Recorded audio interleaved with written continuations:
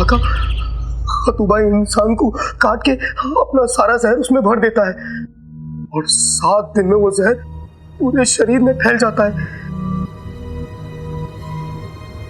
और उन्हीं 7 दिन में वो इंसान अपनी सारी याददाश्त खो बैठता है और 7 दिन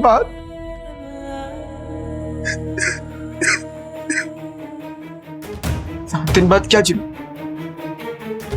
बोलो जिनू, 7 दिन बाद क्या होता है? जिंदा लाश जैसा बन जाता है।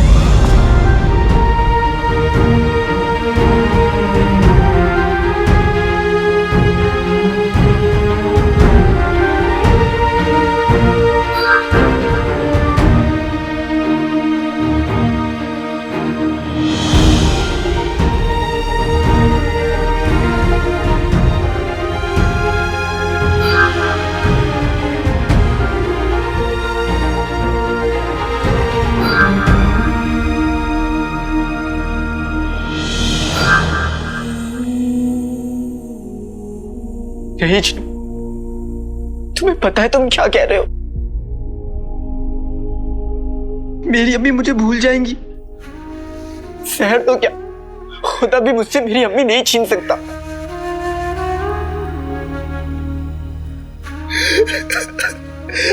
आका, अम्मी को खो देने के ख्याल से ही मेरी रूह कांप जाती है। इस वक्त हम दोनों को एक दूसरे को संभालना होगा और अम्मी का ख्याल रखना होगा।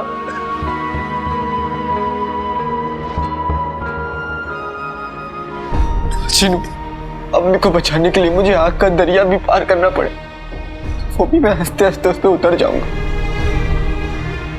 लेकिन अम्मी को कुछ नहीं होने दूंगा। अपने आप को संभालो आका, अपने आप को संभालो। और हमें इस वक्त ये पता करना होगा कि आखिर खतूबा ने अम्मी पे हमला किया तो किया क्यों? जिनू, उनकी तो किसी से दुश्मनी भी नहीं, उनकी जिंदगी तो ये 4 दीवारी और हम है, ये साथ ऐसा कोई क्यों करेगा? जिनू, मुझे भी यही बात समझ नहीं आ रही आका। जिनू, कहीं तुम्हें धोखा ना हो, अब कहीं वो खतूबा का निशान ना हो, कुछ और हो। आज तुम्हारी बात सच होती आका, लेकिन मेरा तजुर्बा कहता है कि वो निशान खतूबा के काटने का ही है और इस वक्त अम्मी के शरीर में खतूबा का जहर है।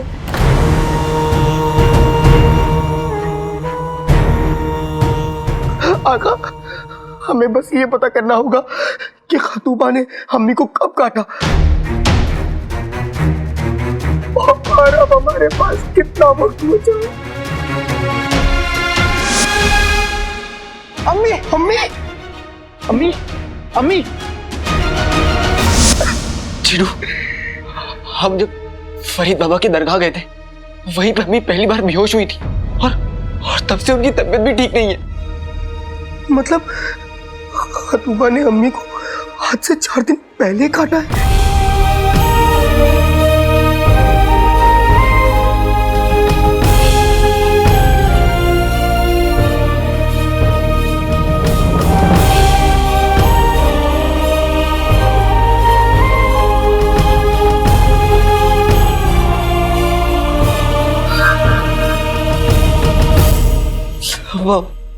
अब हमारे पास अम्मी को बचाने के लिए बस 3 दिन है। जिनू,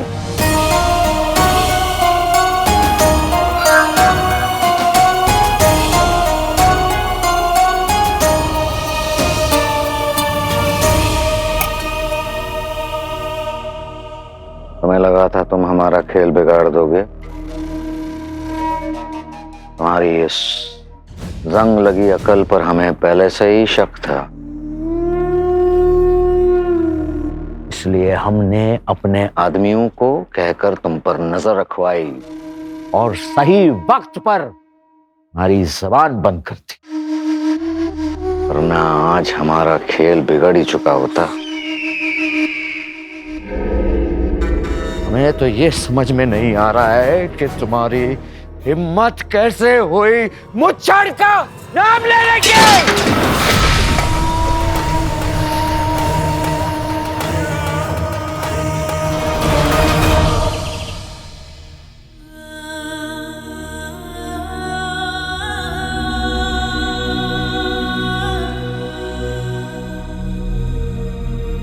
चिनू, मैं जमीन आसमान एक कर दूंगा, लेकिन अपनी अम्मी को बचा के रहूंगा। तुम मुझे जहर का काट बताओ चिनू।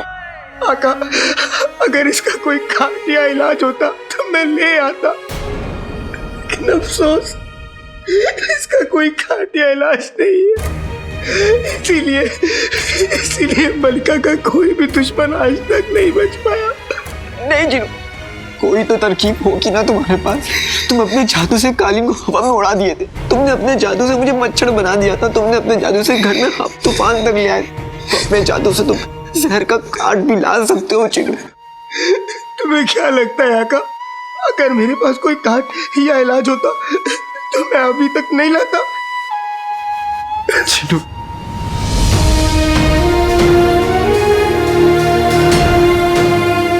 चिनू तुम जो कहोगे मैं वो करूंगा। जिंदगी भर तुम्हारा गुलाम बनकर रहूंगा चिनू। मैं तुम पर कभी नहीं चिल्लाऊंगा चिनू। मेरी अम्मी को बचा लो चिनू। आका, उनके बिना मेरी जिंदगी किसी काम की नहीं है चिनू। अगर उन्हें कुछ हो गया तो मैं नहीं जी पाऊंगा जी। तुम मेरी जान ले लो चाहे, लेकिन मेरी अम्मी को बचा लो। मेरी अम्मी को बचा। आका, मैं भी तुम्हारे और अम्मी के बिना नहीं रह सकता। तुम तो अम्मी के लिए अपनी जान दे सकते हो, लेकिन मैं तो एक जिन हूं। मैं चाह के भी अम्मी के लिए अपनी जान नहीं दे सकता।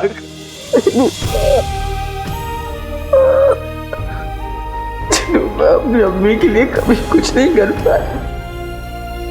मैं अपनी जान भी नहीं बचा पाऊंगा। मेरे साथ इतने जुल्म क्यों कर रहा है? मुझे नहीं समझ में आ रहा कि अब मैं क्या करूं।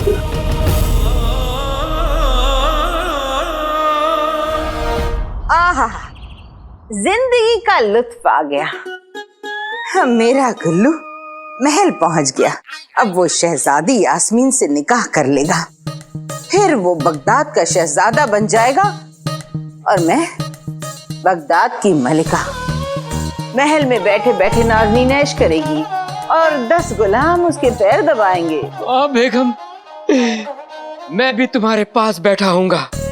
खूबसूरत कमसिन हसीनाएं पंखा झल रही होंगी। तुम मेरे बगल में बैठे तो होगे, पर कोई खूबसूरत कमसिन हसीना तुम्हें पंखा नहीं झल रही होगी। पूछो क्यों? क्यों? वो यूं कि उन 10 गुलामों में अव्वल तो तुम ही होगे ना। पैर दबाओ। कसम सोने की अशरफियों की, देख लेना नाज़नीन की जबान है, गुल्लू शहजादी से निकाह करेगा जरूर। बेगम, आज तक तुमने बावर्ची खाने में पैर नहीं रखा, पर ख्याली पुलाव बहुत अच्छे बनाती हो। इंसान की शक्ल मनहूस हो, उसे बातें तो अच्छी कर लेनी चाहिए। चुपचाप पैर दबाओ, वरना। ठीक है। तुम देखना, मेरा गुल्लू बहुत जल्द महल से आएगा और महल से आके अपनी अम्मी को पुकारेगा। अरे गधे को भगा।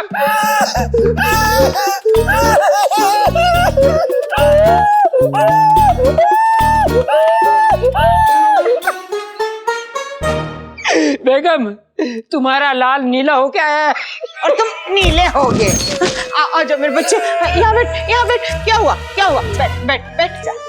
बता, हुआ क्या? अम्मी, मैं कसम खाता हूँ कि कसम सोने की अशरफियों की, मैं आज के बाद कभी काम नहीं करूंगा। मैं आपकी तरह कामचोर बन के रहूंगा। बहुत अच्छे।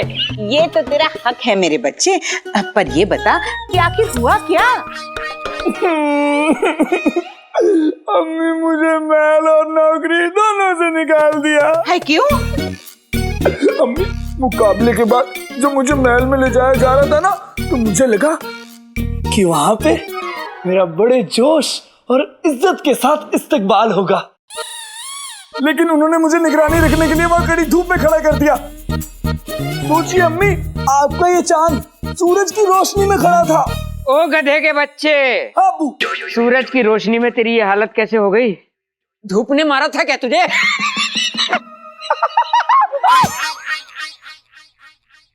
अम्मी धूप में मुझसे खड़ा नहीं हुआ जा रहा था, और इसलिए मैं वहां बड़े सिपाही जी के पास गया और मैंने उनसे कहा कि इस धूप में मेरा ये हंसी हुस्न पिघल जाएगा। फिर क्या हुआ? फिर पता क्या हुआ अम्मी? फिर उन्होंने जो मेरे कान में फूल झाड़े हैं, मैं किसी को नहीं बता सकता। अरे आग लगे उसे, नाज़नीन उसे हाय देती है, हाय। आगे क्या हुआ बता। फिर मुझे भी गुस्सा आ गया और मैंने भी उनसे कह दिया कि मैं इस बगदाद का होने वाला दामाद हूँ। शाबाश। मैं ये सब करने नहीं आया, मैं तो शहजादी का शोहर बनने आया हूँ। हाय मेरा बच्चा। फिर आगे क्या हुआ ये बता। फिर पता क्या हुआ अम्मी? फिर ये सुनते ही उन्होंने मुझे इतना मारा, अम्मी बहुत मारा कि किसी का दामाद बनने लायक न छोड़ा। बेगम, इस सांड से अच्छा तो तुम 2-4 अंडे दे देती तो वो किसी काम तो आते। चुप करो। तुम्हारे सड़े हुए अंडे जैसी शक्ल देखी है? बड़े आए बात करने वाले, खुद जैसे महल के सूबेदार हो।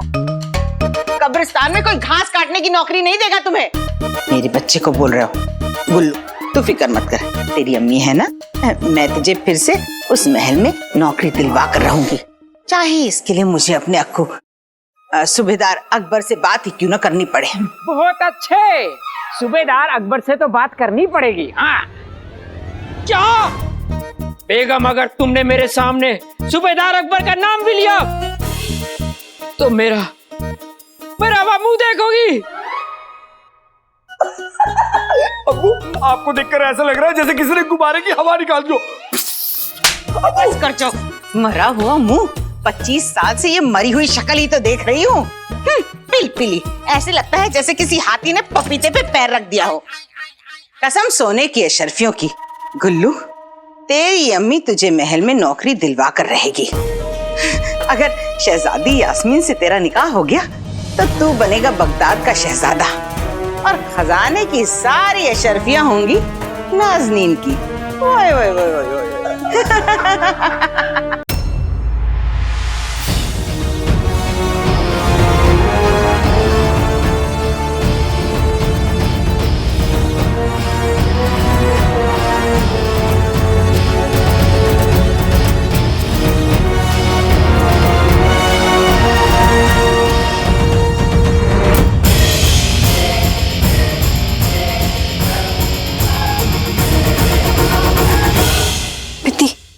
हकीम साहब आप जाके देखिए कि वो जिंदा बचा कि नहीं।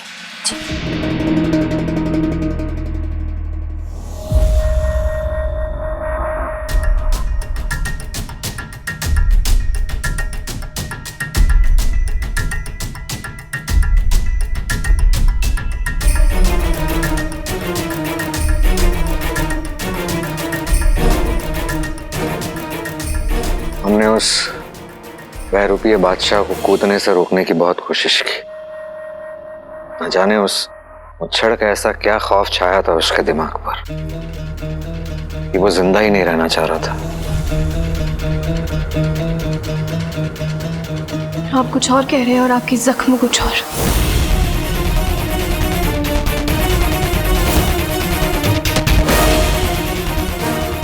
क्या मतलब शहजादी? यही कि आप कह रहे हैं कि आपने उसे रोकने की कोशिश की, लेकिन आपके जख्म कह रहे हैं कि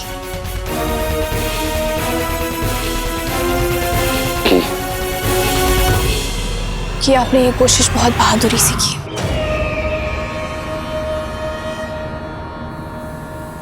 हम पर यकीन करने के लिए बहुत बहुत शुक्रिया। हम आप पर यकीन नहीं करेंगे तो आखिर किस पे करेंगे? आप हमारे अब्बू के वफादार हैं और हमारे बुजुर्ग भी। हम बुजुर्ग नहीं, सिर्फ थोड़े पुराने हैं। और आप देखिएगा यही पुराना और वफादार वजीर अपने बादशाह सलामत को ढूंढ निकालेगा। हमें पूरे शहर में ऐलान करवा देना चाहिए कि अब्बू लापता है, ताकि बगदाद का बच्चा बच्चा अब्बू को ढूंढने लग जाए। नहीं, ऐसा गजब मत कीजिएगा। ऐसा हुआ तो को बादशाह सलामत मिल जाएंगे और ये हम होने नहीं देंगे।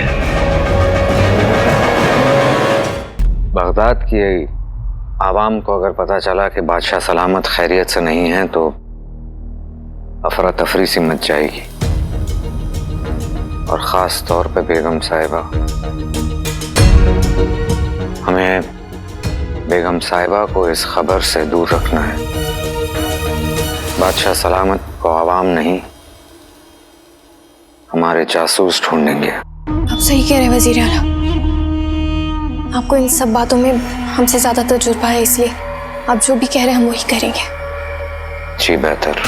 हम अम्मी जान से कह देंगे कि अब्बू को अचानक सियासती काम से बगदाद से बाहर जाना पड़ा।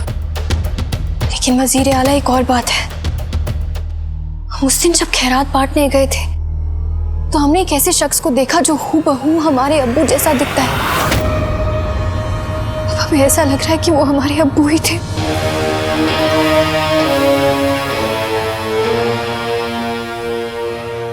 आपको पूरा यकीन? पहले नहीं था, लेकिन अब हम जब सोच रहे हैं तो हमारा यकीन बढ़ता जा रहा है।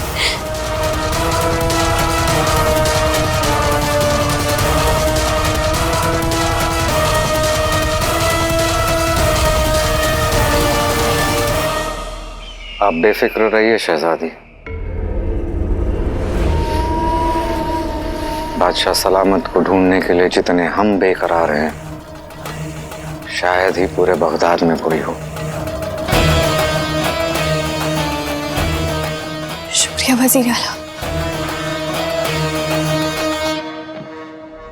शहजादी ने किस बादशाह को देख लिया, हमें अपनी तसल्ली के लिए जाकर बादशाह शाहनवाज को देख लेना चाहिए।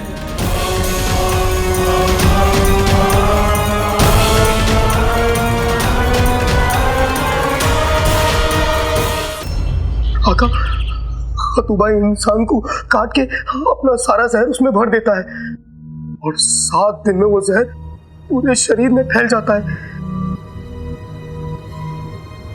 और उन्हीं 7 दिन में वो इंसान अपनी सारी याददाश्त खो बैठता है, और 7 दिन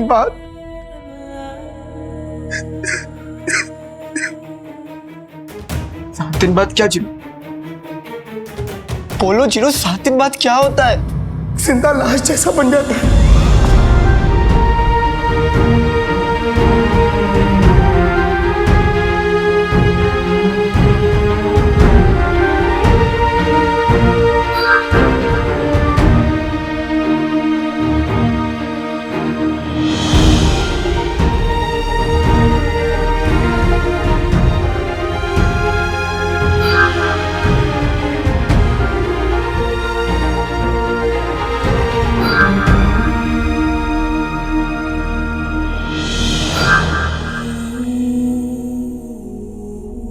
यही जिनो, तुम्हें पता है तुम क्या कह रहे हो?